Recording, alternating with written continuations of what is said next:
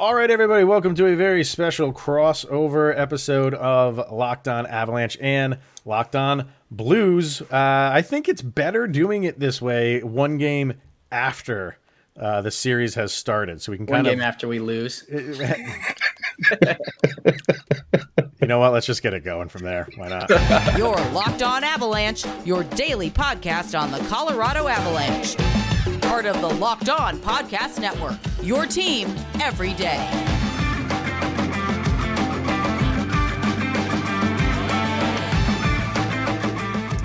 All right, everybody, welcome to another episode of Locked On Podcasts. And we have a crossover episode today, Locked On Avalanche, with myself, Mr. Shaggy Von Doom, Kyle Sullivan. And we are crossing over with our second round opponent, the St. Louis Blues. One half of the crew over there at Locked On Blues, Mr. Thomas Welch is here today. Guys, we have one game in the books, and like I said in the intro, I kind of like that we're doing this after one game has been played, instead of before, and we're kind of all guessing. Now we have like something to go on for both teams, and for the team that won, it's overreaction city and everything is awesome, and for the team that lost, it's overreaction city and everything is like the worst thing in the world. So Thomas, thank you for doing this. It's been a little while since we've done a crossover, so it's good to see Blues land basically here today. Yeah, I appreciate you guys having me. Obviously, I know Locked On Blues listeners are going to appreciate this crossover as well, just to hear a different side of because we can't always go like full rainbows when our team's doing good, or full negative, obviously, right, when your team gets decimated in the first game. But it's a nice look from the other side to kind of see what's going on. So it should be a lot of fun. And we're starting a new show. I don't know when it's going to be started, but it's going to be locked on Pop Vinyls is the next show that we're love them. Locked on Funko. So what's it like in Blues land right now after game one? It was, you say like they were decimated, and the Avalanche, we all watched it. They were in control for most of it, but the Blues were not. I mean, the game went to overtime. So it doesn't matter how bad you're playing or how much, one team is controlling the action. You go to overtime, clearly anything can happen. And, we all know how it ended, but what is the vibe in Blues land after game one? So I'll tell you what, and I feel like it's always the case with any playoff game, right? Is like most of the time when you lose a playoff game, there's going to be one side where it's just full scorched earth. Like, this team is never going to win again. It's Colorado Avalanche. Never beat them in the playoffs. It's nightmare scenario. Avs in 4. And then there's another side where it's a little bit more positive, and it's like, okay, the Blues didn't really get to their game, and we still took them to overtime. Jordan Binnington looks like 2019 Jordan Binnington, and really the only skater that played up to his potential was Ryan O'Reilly, and we still have 920 goal scorers on this team that haven't fully tapped in their full potential. It's a long series. Blues in 7 kind of thing. So yeah. I'm kind of in the middle right now. I agree with some sides, some thoughts from one side and thoughts from the other side. But trying to stay even keel as much as possible. I want this team to surprise me. Go ahead, Kyle. Yeah, because we were talking on our show, like the Blues are kind of scary with how they play and how they are positioned. And like the forward depth, as you mentioned, like 20 goal scorers alone, like it matches up great with the Avalanche. And I think it took Avalanche fans by surprise on how dominant Colorado came out in game one. And of course, we talked about the knee-jerk reactions where everybody's now like, Avs in 4, we got this, baby. But honestly, it was kind of a shock and a surprise, even with how Binnington was playing.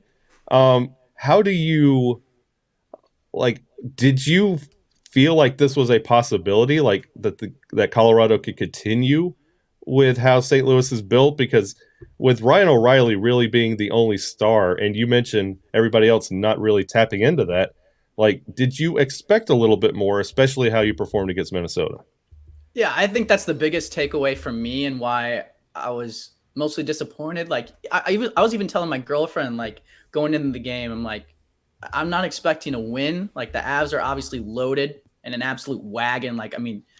the media can't get enough of you guys, and rightfully so. You've got all the talent in the world. Like, hats off to you, right? But and like even going into this, like I'm like, I don't want to lose against the Wild. We've had their number. If our season ends against the Avs, like I'm not gonna be absolutely torn apart and disappointed in this team for getting beat by arguably on paper a better team. But I do think the Blues stack up against the Avalanche a lot better than some people in the media give them credit for. And like the 20 goal scorers is a testament to that. But I think the biggest takeaway from me was I don't feel like the Blues got to their game or played the way that they're capable of. And I think it is honestly probably their worst game of the playoffs so far. So going into game 2, I know that the Blues view these road games as an opportunity, right? Like, obviously, they didn't get home ice. I don't think that they're worried about that. I think they like trying to split the first 2 games and then going home and trying to win both of them to get, obviously up 3 games in the series. That's huge. So I don't think it's time to panic yet, as a lot of Blues fans will tell you, and some other Blues fans will tell you you're absolutely wrong. And I like that the Craig Berube made adjustments with the Minnesota Wild. He brought in Jordan Binnington, which was very controversial at the time, considering how well Ville Husso played to get you to this point. He also shuffled the lines around and moved Braden Shen to the top line, which I think was huge in that series as well. So for everyone that's saying like this is an absolute mismatch based off of game 1, Craig Berube's a great coach. I think one of the most underrated in the league. Biased, obviously, but what are you going to do, right? I think he's going to make some substantial adjustments, and he alluded to one today on 101 ESPN that said potentially that the Buchnevich, Tarasenko, and Thomas line would be split up, and that was a huge line going down the stretch for us. And I think they compiled 0 shots on goal last game, which is, I mean, the firepower surprising on that line should not happen. So you split them up and see what kind of happens there. We'll go from there. See what happens. I mean, the thing when you are the team that does not have the home ice advantage in the series is you just have to grab one of those. You know what I mean? Like the Avalanche are doing what they are supposed to do. Like they are winning on home ice. We'll see what happens in game 2. If they win game 2, then it obviously goes back to if St. Louis takes care of things, then it gets to all St. Louis has to do is just steal one, and then you just feel good. It's not it's set in stone that you're going to win it. But who doesn't want that? Who doesn't want going back to your home ice and all you need is that last game to seal the deal? So no, it's one game. That's why they play 7 of them. And this is where the team once you get out of the first round, and then if the cream starts rising. These are where you get the signs of good teams. All right, St. Louis didn't play their game, like you kept saying. They didn't play their game.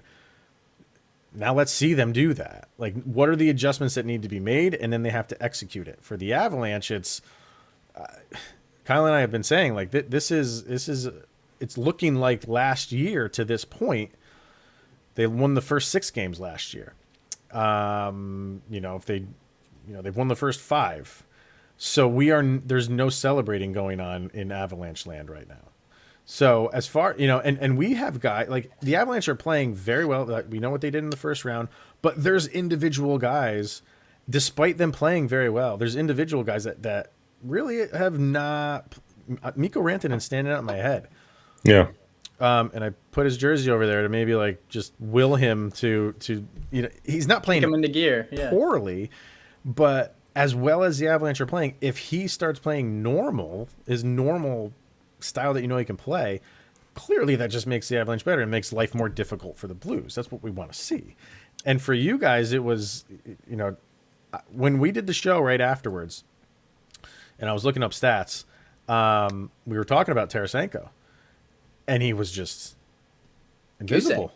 Yeah. He didn't do anything. Like that's stuff like that needs to turn around. Have the Blues been doing, like when they have during the regular season, if they've gone into a minor funk or anything like that, what was it that brought them out? Was it just the top guys or, hitting on all cylinders again, or it was just their talent just naturally just comes out?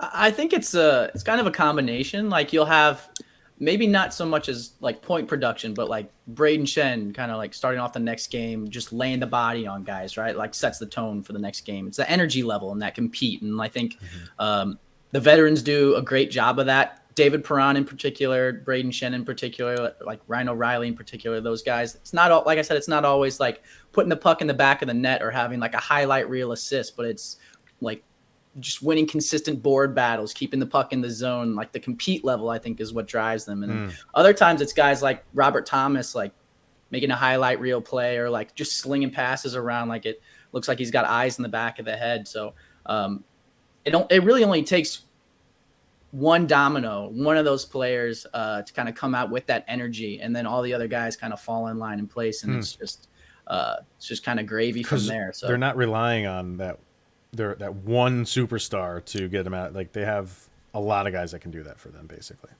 Yeah, exactly. And it's just that's something that talked about basically all season. Whenever you get it with injuries and all that stuff, it's like next man up mentality. Except right now, the next man up mentality isn't because of injuries. It's because just nobody's really producing besides Ryan O'Reilly. So someone's got to step up and insert themselves into that role. And I feel like the Blues have a couple of guys that are capable of doing that and will do that.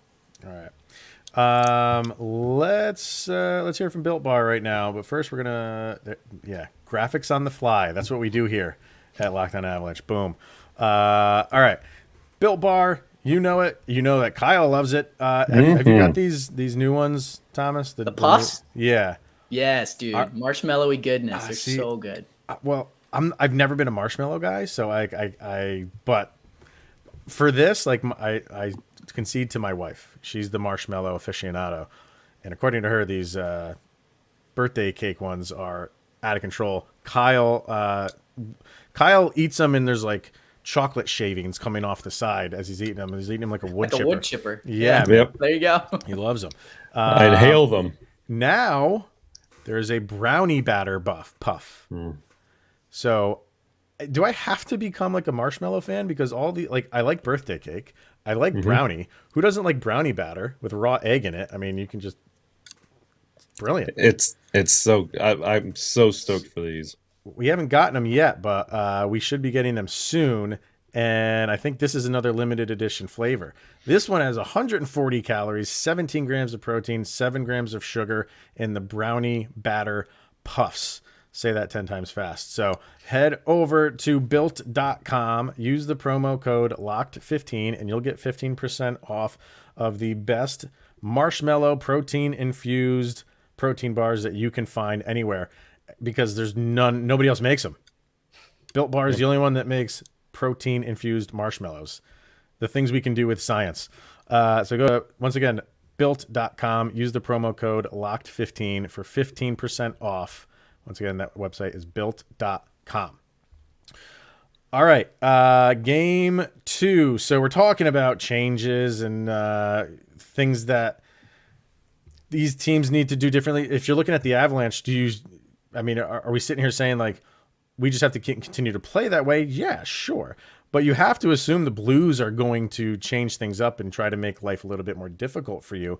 The Blues, well, you tell me, Thomas, it seems like they're similar in the Avalanche in a lot of ways. They have depth, they have good speed, they have good goaltending, but they're not physical. That's not like the forefront of their game, correct? And it's not for the Avalanche. If they have to be physical, they will be.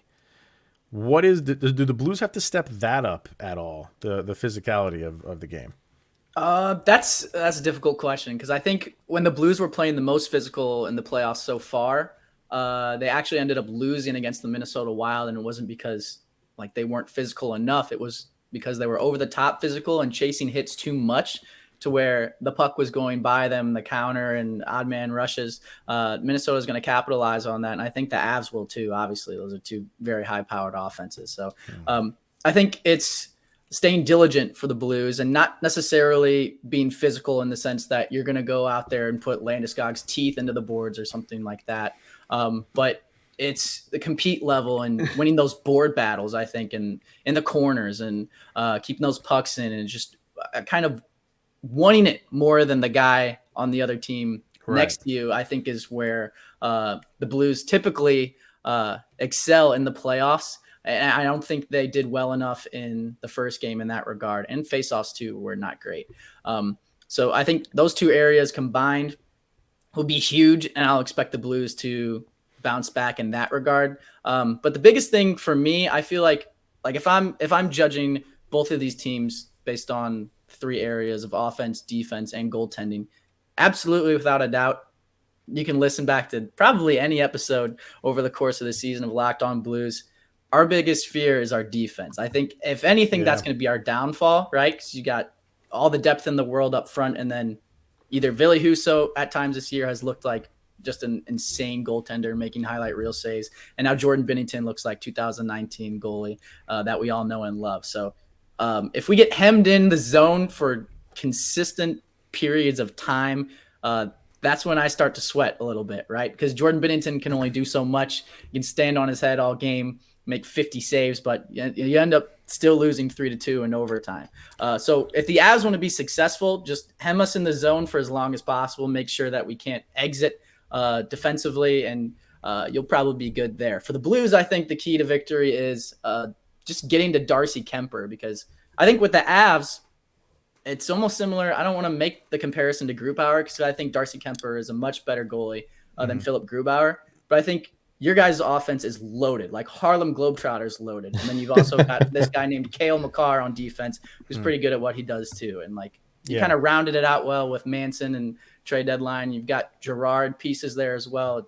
You're better off on defense than the Blues are, in my opinion.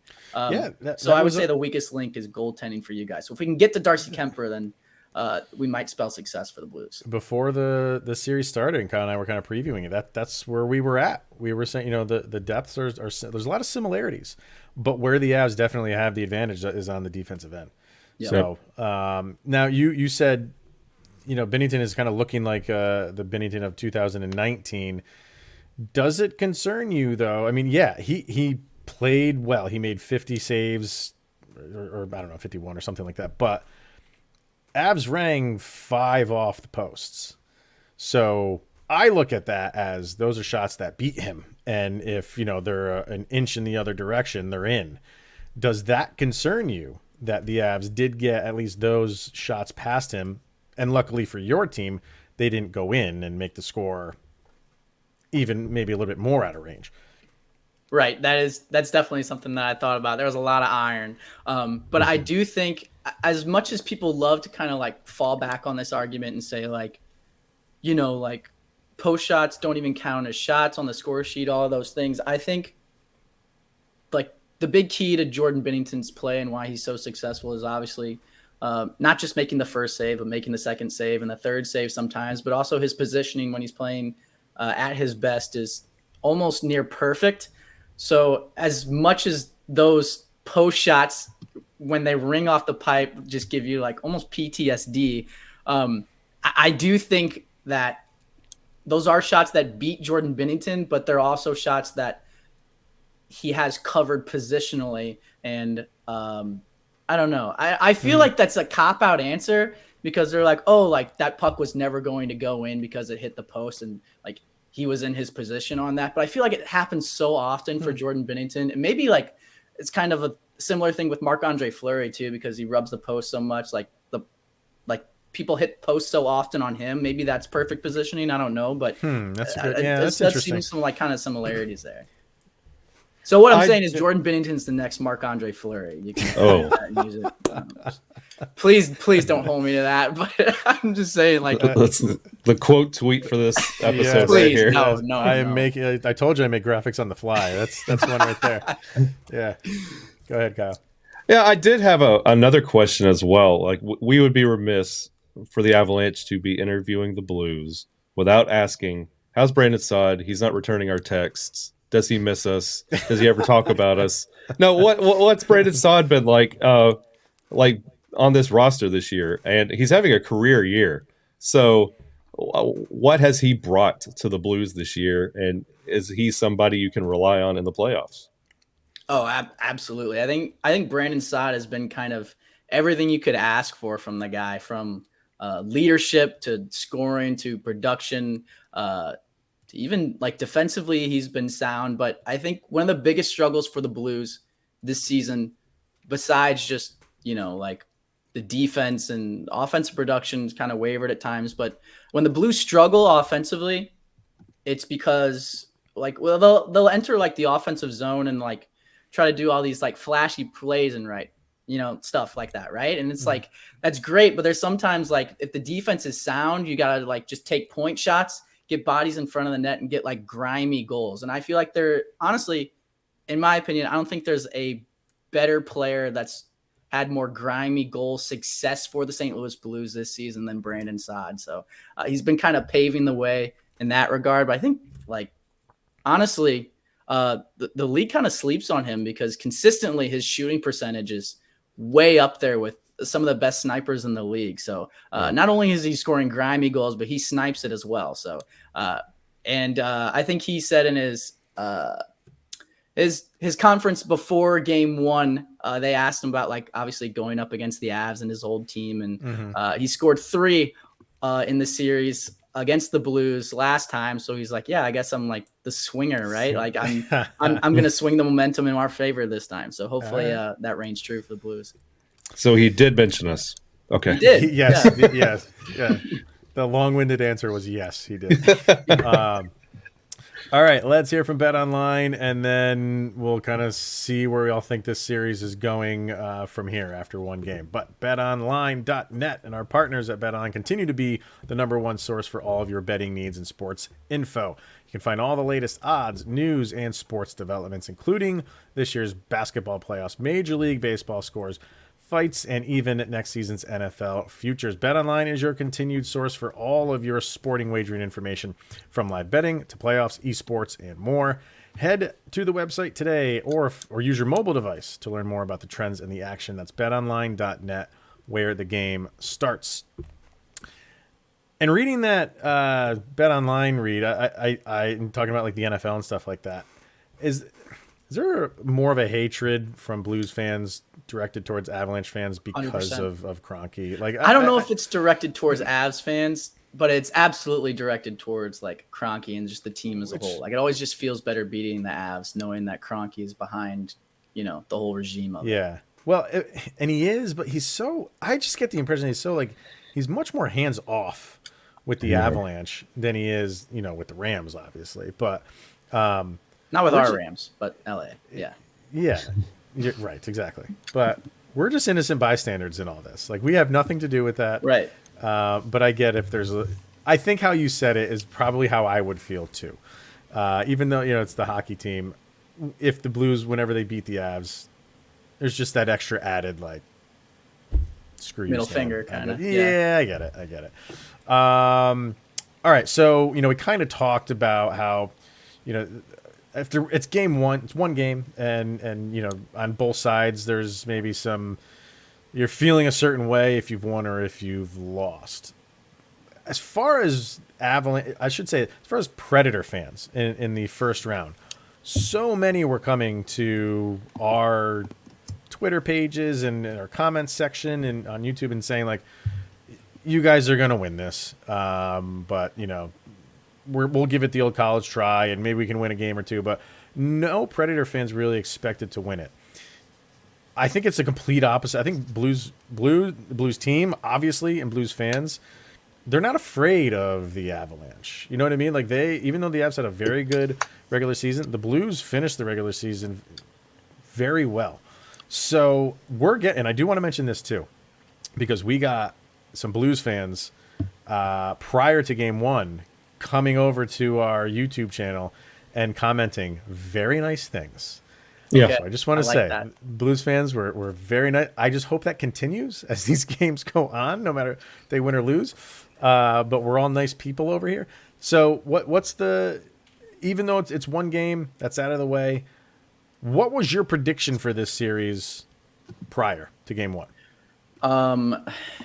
That's tough to say. I think I had Blues in 7, just because I think kind of what I said earlier. Like I think ESPN came out with an article that was like predictions for the Avs versus Blues series, Yes. and it was like 23 Yeah. writers picked the Avs Right. out of 27. Like just little things like that. I feel like it just reminds me of 2019 when like it felt like every single matchup along the way, all 4 rounds, like no one expected the Blues to win their series, and this kind of feels like that. And it almost reminds me too of when we finally beat the Blackhawks with the Troy Brouwer goal. Like, you know, obviously the Avs have had our number consistently and Jordan Binnington's number consistently, but I think if there was ever a team that could stack up against such a talented team as the Avalanche, it's the one that the Blues have built right now offensively. You know, maybe they could have done a little bit more defensively, but I did like the Nick Leddy acquisition at the trade deadline. I think he's been huge for us.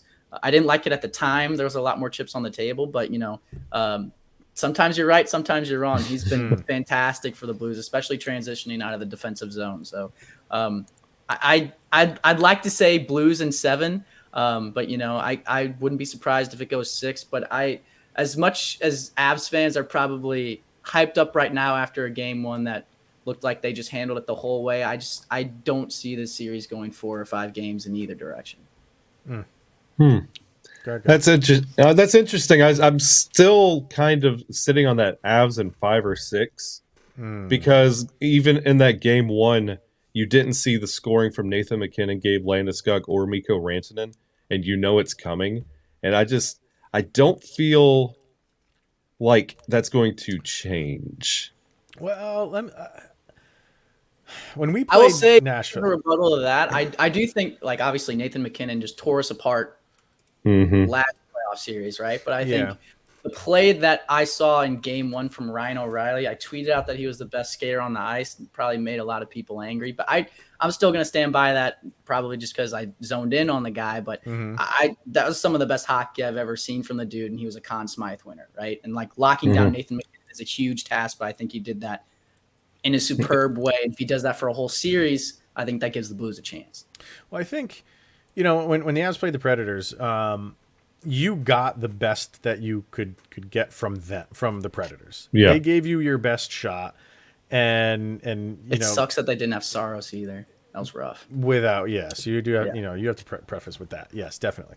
But you just didn't get the feeling that the Predators could do anything different to really surprise the Avs and really take that series. Maybe they could sneak out a game or something like that.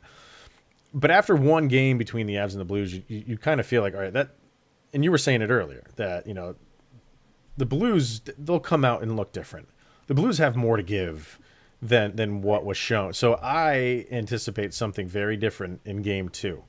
The Avs are very difficult to beat at home. So I still think this will go kind of like chalk for the first 4 games, maybe. But I think it's just night and day between the Avs' first-round opponent and the Predators, giving you pretty much all they can show you, and the Blues have more than that. So because of that, I think this is a minimally a 6-game series. If I don't know, but would it surprise me if it goes 7? No, definitely not. I think this is going to be a good one, and you saw it in game 1. I mean, it was an entertaining game. Probably not for you. Well, it could have gone better, that's for sure. Yeah. And the Blues opened up the game with the scoring. Yeah. It's something you like it's forgotten about in the narrative of the game, but St. Louis came out there and they scored first. It was 1-0 St. Louis going into that intermission, and the Avalanche came back and scored 2 unanswered. It's just seeing the things you do from Colorado. I would like to see more from St. Louis. That would be I would love to see more of that, what we anticipate with that grit.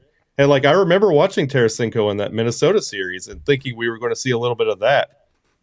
Me too. I would just like to see what pieces cancel each other out and what's left and who's going to score out of what's left. Good point.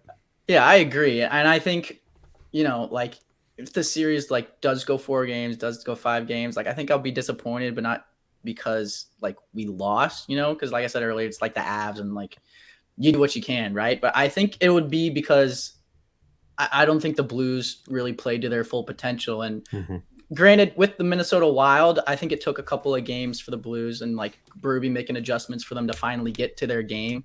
So maybe this is a similar fashion in that regard. But I think when you look at both of these teams, I think they were talking about it on Spit and Chicklets. Like Whitney said that he thinks whoever wins this series is going to go on to win the Stanley Cup. I'm kind of I wouldn't be against hopping on that bandwagon because both of these teams are loaded. So I think when it comes down to it, just as a hockey fan's perspective, not as a Blues fan, not as an Avs fan, this series deserves to go 6 or 7 games, regardless of who comes on top. Yes, it's true.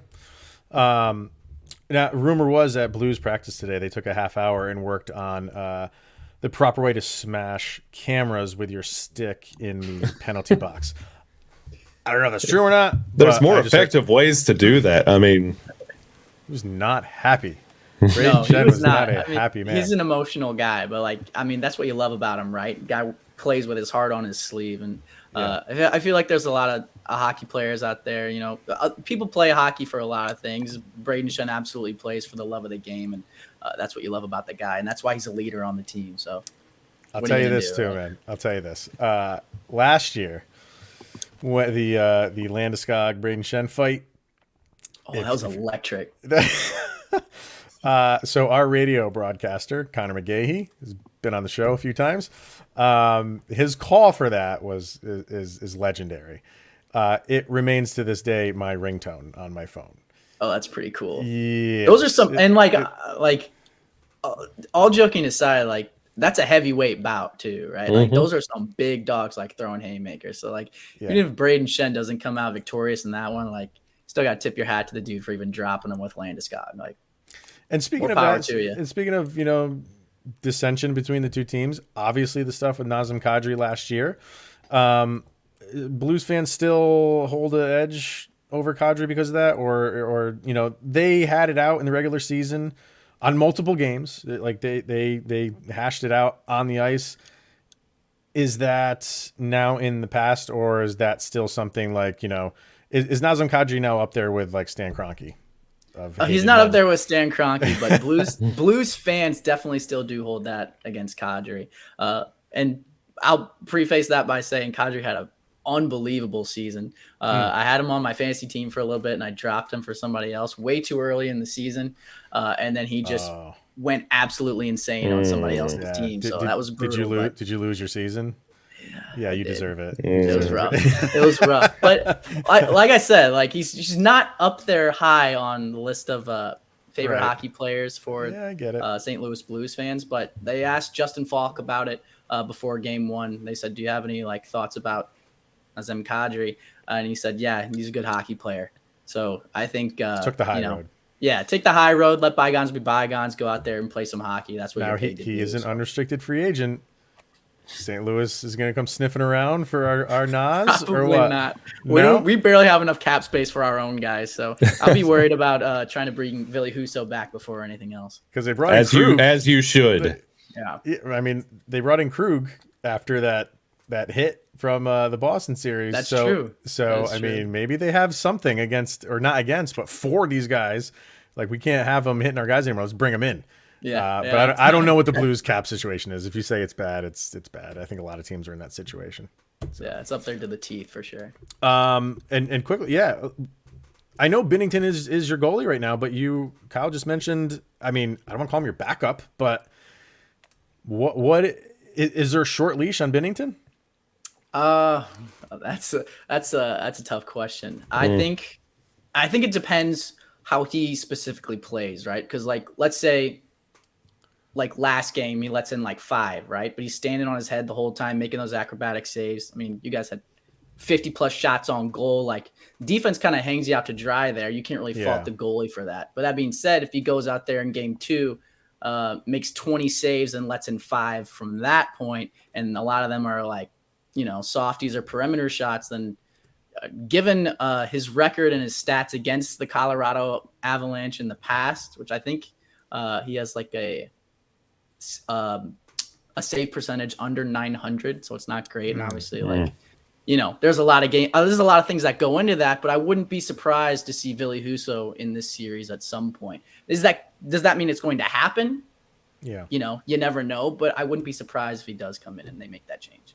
All right. Yeah, I'm a Ville Husso stan, and I kept telling Avalanche fans, you don't want to chase Binnington early and then get Huso in there because it's not going to get better.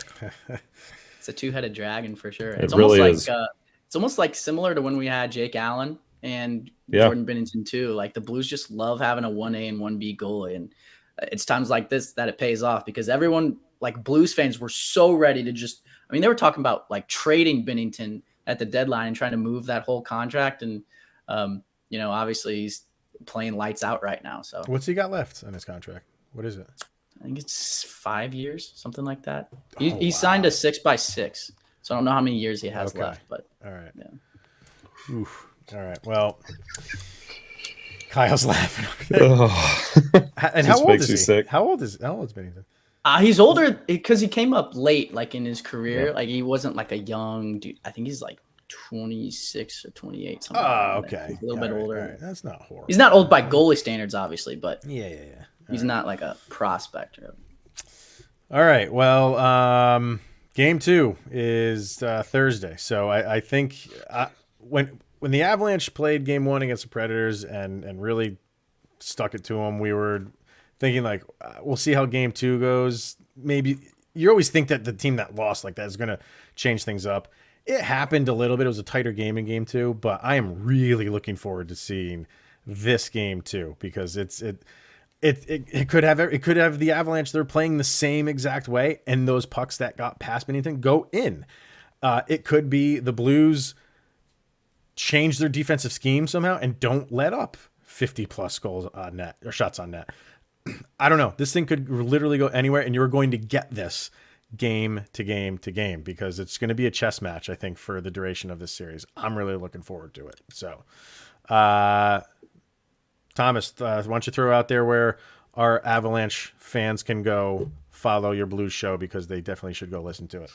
Yeah, you can check us out at Locked On Blues on Twitter, Facebook, TikTok, MySpace, pretty much anywhere you got social media, you can check us out there. You can check me out on Twitter. I'm there. I usually live tweet games, so if you see something that you'd like to respond to or disagree with or just, lay into me as much as possible because that's what Twitter is for. You can check me out over there at Welch ER15. My co-host Josh Hyman is at Josh Hyman NHL. So we just honestly at the bare bones of it all, we're Blues fans, but we're also hockey fans. So I'm not going to stop watching hockey just because the Blues get knocked out or we win against the Avs, whatever. So we just love engaging with other hockey fans. So it's a good time. What do you do on TikTok for your show page? I am over the line of, installing TikTok on my phone. I'm above. I'm not in that age demographic. That's fair. Yeah.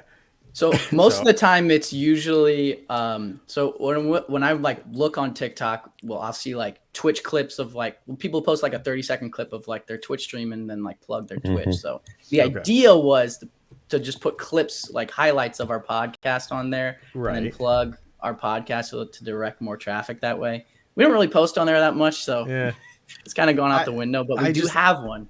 I mean, I know like show pages and stuff on Twitter, obviously we have that, and Instagram, those all make sense. I'm trying to figure out like what a podcast can do on TikTok, and maybe this is me just being out of the loop. I don't know. I will say more so than TikTok, our Facebook page has like 600 followers. And there's like a podcast option to put you in like a category of like, it makes it a lot easier to find. So if you're looking to add something else to your plate, because I know you're not busy enough. No, I would look into that because it's a lot of fun and it reaches kind of a different demographic than Twitter and Instagram does. Yeah, Facebook is interesting when it comes to hockey. That is true. So.